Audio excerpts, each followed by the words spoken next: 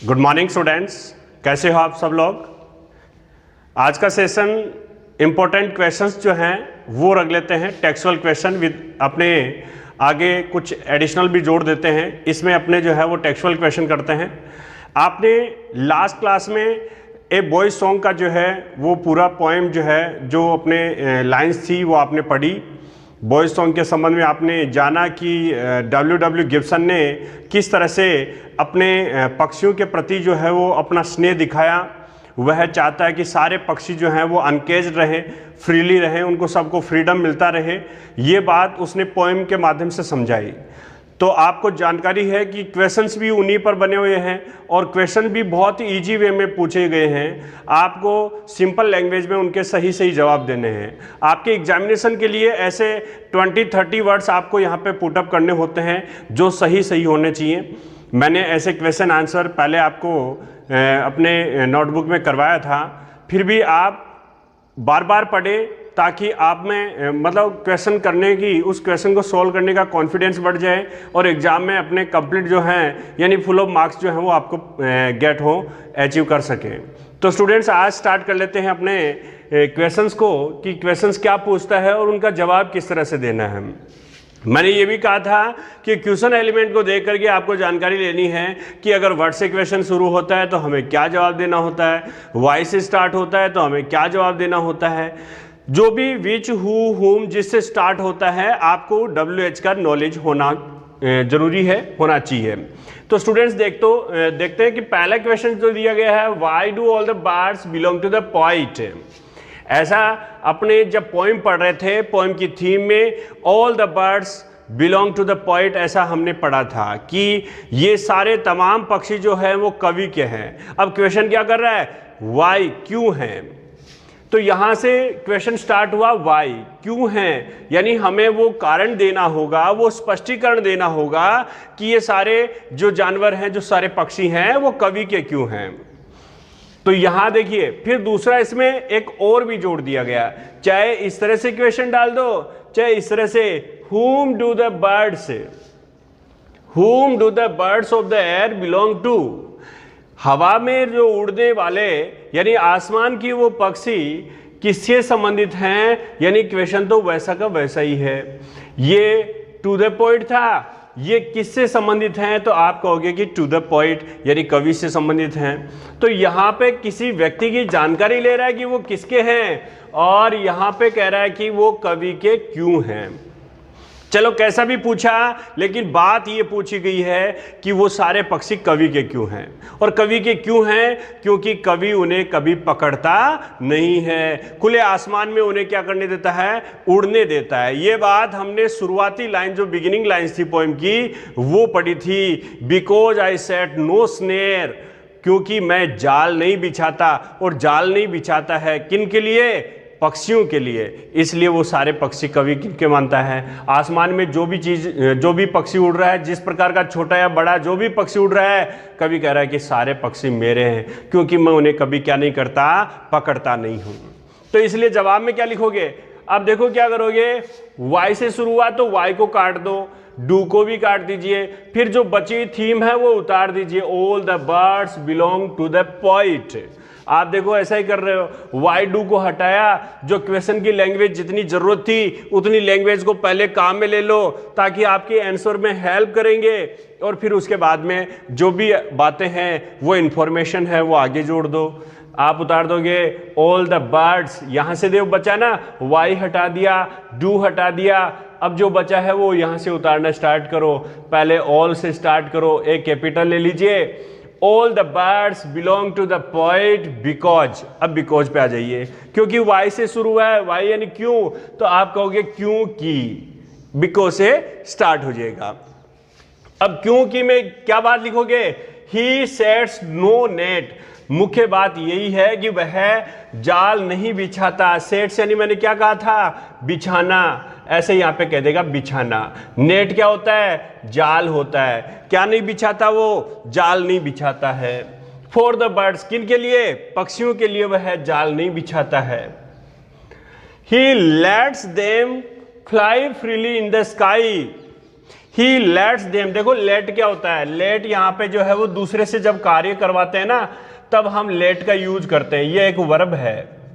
जब हम किसी और से काम करवाते हैं तब हम लेट का यूज करते हैं। ही लेट्स देम फ्लाई, वह उन्हें उड़ने देता है, यानी खुद नहीं उड़ रहा है, वह उन्हें उड़ने देता है फ्रीली यानी स्वतंत्र रूप से, इन द स्काई, आसमान में। इसलिए सारे पक्षी किसके हैं, कवि के हैं।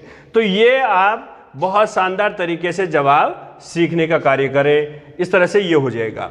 अच्छा अगला क्वेश्चन देखो student, why are the birds able to come and go for the poet's Joy.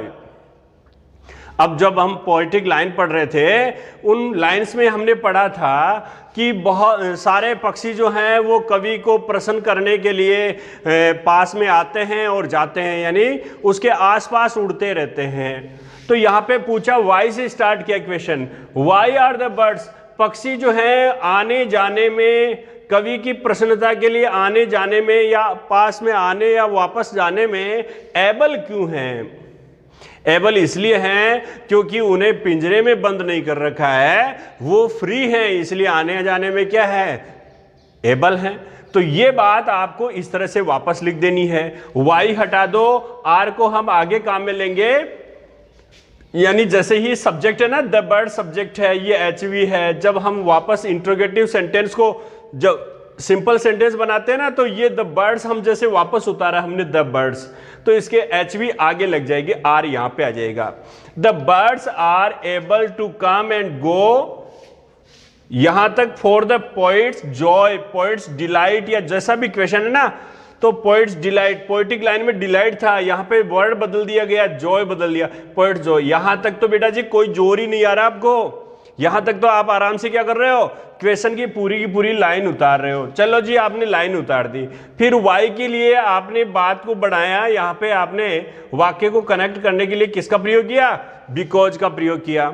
और बिकॉज क्योंकि दे आर अनकेज्ड, सीधी सी बात है, वे आने जाने में एबल क्यों हैं, बिकॉज दे आर अनकेज्ड। केज्ड यानी पिंजरे में बंद करना है, और अनकेज्ड यानी उन्हें स्वतंत्र छोड़ना है। क्योंकि वे अनकेज्ड हैं, they are free to fly anywhere, वे कहीं भी जाने में क्या होते हैं, स्वतंत्र होते हैं। इसलिए कवि के पास भी आ सकते हैं, कवि के इधर उधर आसपास उड़ सकते हैं, कम एंड गो, ये वाला कार्य कब कर सकते हैं, व्हेन दे आर अनकेज्ड, जब वे क्या होते हैं, स्वतंत्र होते हैं। तो इस तरह से आपको जवाब देना है। फिर क्या पूछा, which birds does the poet mention, which यानी कौन से, बर्ड्स यानी पक्षी, डज द पोइट यानी कवि जो है वो मेंशन यानी जिक्र करता है, कौन से पक्षियों का मेंशन करता है इन द पोइम यानी कविता में, इन पर्टिकुलर, पर्टिकुलर यानी विशेष रूप से। तो विशेष रूप से कौन से पक्षियों का वह जिक्र करता है, तो सबको जानकारी है। लास्ट डे आपने जब क्लास लिया था तो हमने ये साफ साफ कहा था कि कवि एक तो पक्षी ब्लू टीट का जिक्र कर रहा है जो किस पे बैठता है, झाड़ी पर बैठता है, और दूसरा जो ऊंचाइयों में उड़ने वाले एक पक्षी का जिक्र किया था वो कौन सा था, ईगल।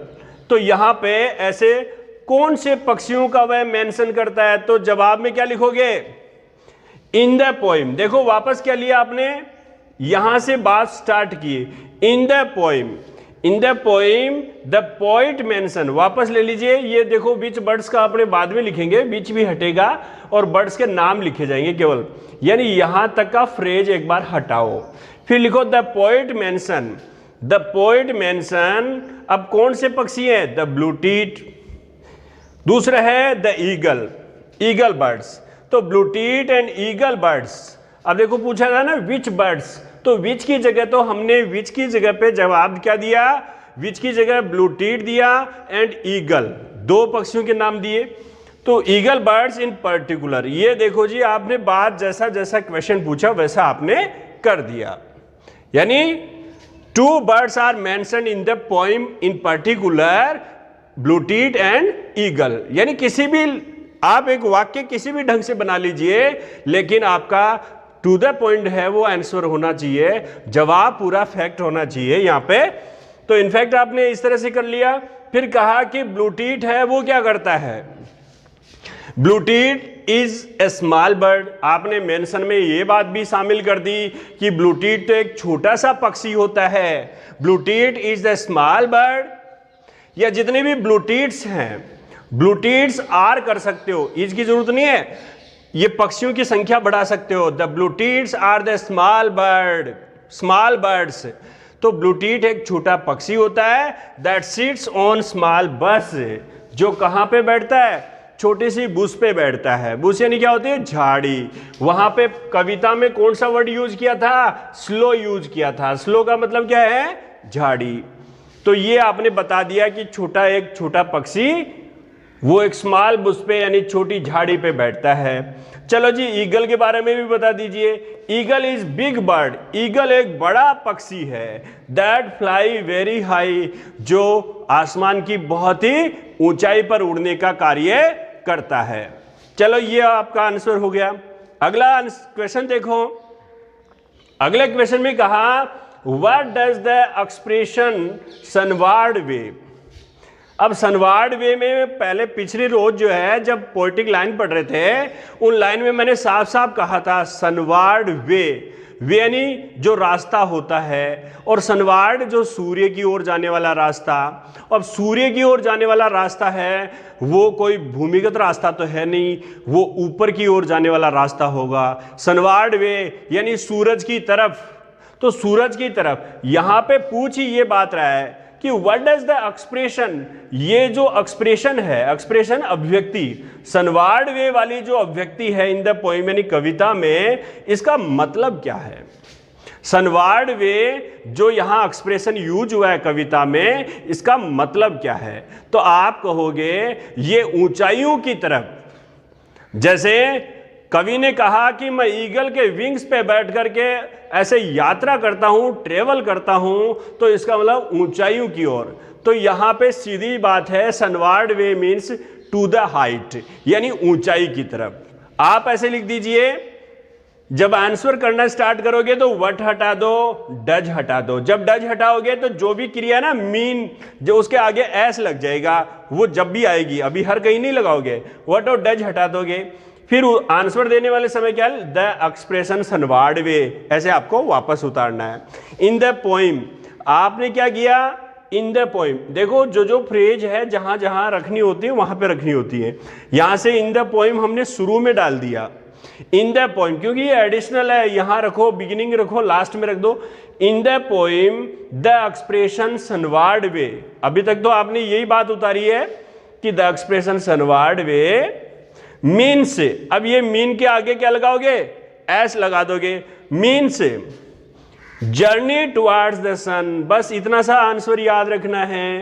टू द हाइट लिख दो, या जर्नी टुवर्ड्स द सन, यानी सनवार्ड वे का मतलब है जर्नी टुवर्ड्स द सन। किसकी तरफ यात्रा, सूर्य की तरफ यात्रा, यानी ऊंचाइयों की बात करता है। द पोएट इमेजिन्स दैट, कवि जो है वो यहां पे कल्पना करता है। द पोएट इमेजिन्स दैट, कवि कल्पना करता है कि ही इज फ्लाइंग, वह उड़ रहा है। अब देखो लास्ट डे यू, ऐसे आपने पोएम के उन पंक्तियों में पढ़ा था कि कवि ऐसे जो है वो आसमान की ऊंचाइयों पे ईगल के जो बाज के पंख पे बैठ करके ऐसे सवारी करता है। तो ये बात हमने कही थी, और एक्चुअली वह ऐसा कर नहीं रहा था, वह ऐसा महसूस करता था, महसूस करने की बात कर रहा था। तो इसलिए हमने लिख दिया कि द पोएट इमेजिन्स, की कवि इमेजिन करने लगता है कि ही इज फ्लाइंग, की वह उड़ रहा है। And higher on eagle wings, और वह ईगल के विंग्स पे जो है यानी ऊंचाइयों पे उड़ने वाले बाज के पंखों पर काफी ऊंचाई पे होता है, ऐसा वह सोचने लगता है, इमेजिन करने लगता है। तो स्टूडेंट्स ये सब जो ऐसे आपको 20 या 25, 30 ऐसा जितने भी शब्द हैं आपको बिल्कुल फिक्स्ड ऐसा आंसर देना होता है। आप बार बार पढ़ें ताकि ये क्लियर हो जाए। Okay, thank you student.